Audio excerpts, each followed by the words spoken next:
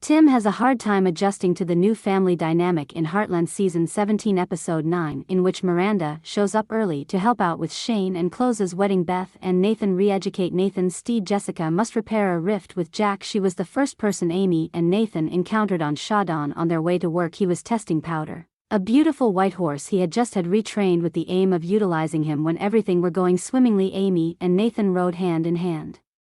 But the Powder became restless and bolted as they decelerated. Powder calmed down and Amy was able to turn him around once she almost caught up. Amy had a hunch that the unpleasant behavior of Powder could have something to do with the methods used to rehabilitate the horse by Nathan's trainer after its years of neglect in a field. After seeing that Powder would respond better to her gentler touch than the other trainer's harsh conventional techniques, Amy volunteered to help Nathan with Powder. Later that day, Nathan accepted Amy's offer and came to Heartland to begin work. Since Nathan is the one who owns the horse and has plenty of riding expertise, Amy even managed to convince him to lend her a hand. Amy returned to the fundamentals by switching out Powder bit and doing one halt. Powder was moving forward, although slowly. Following that, Amy convinced Nathan to work with Powder so the horse would know he can depend on him. Despite Nathan's reluctance to let Chloe ride Powder, and at her wedding to Shane due to her obsession with the horse, and despite his difficulties in training Powder at the leisurely pace that Amy wanted, Powder was prepared to go by the show's end. After testing the horse's reflexes, Nathan and Amy went for a ride in the field on Powder. Even though Amy and Nathan had a rocky breakup, Powder had nothing to do with the ride. Furthermore, we saw some progress in Nathan and Amy's relationship, which unfortunately did not lead to a pleasant episode conclusion. More of them.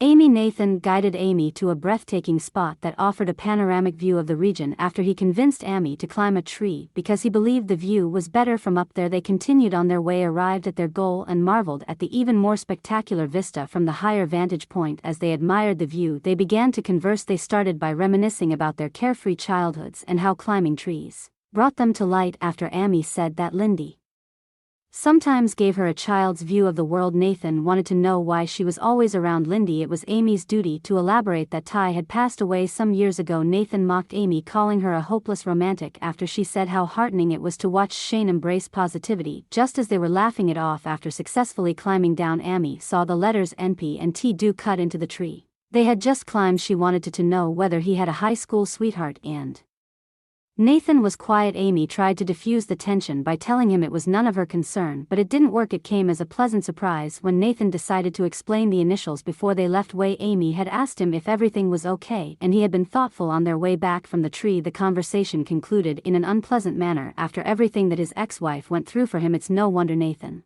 has a dim view of love, to put it gently. It was really disturbing and uncalled for that he implied Amy and Tay's relationship ended on a sad note. Clearly Amy and Te never planned to terminate their relationship. Actually, things were looking well for them until religion intervened. Not even close. However, Nathan did show some signs of discomfort and expressed regret for the outcome. Amy was profoundly moved by Nathan's comments because as the concert came to a close, she stood a little disoriented at the swing that Ty had constructed for her. The forthcoming episode summary.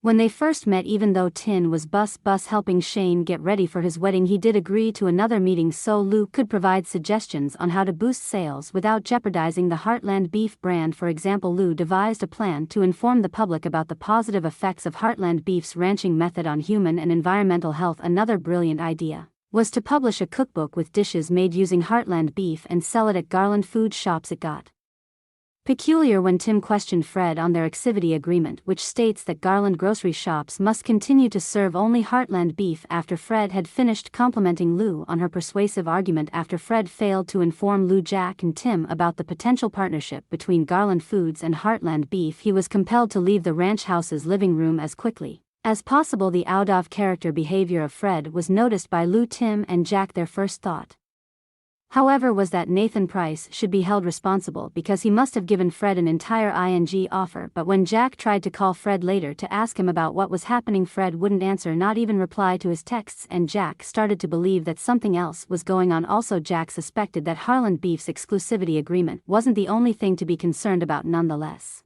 nobody anticipated that Lou would get an email at the episode's end, the email which was Already problematic was far worse. It originated with Garland Foods Corp. And not even from Fred himself. Instead of only having its ex-executive contract extended, it was said that Heartland Beef would no longer have any affiliation with Garland Foods. Although they weren't the only ones to come early at Heartland, the bride and groom were the first to arrive in Groom Ride. In addition, Shane's mom Miranda was there. The word astonished hardly begins to describe Tim's reaction after Paul, his ex-husband, was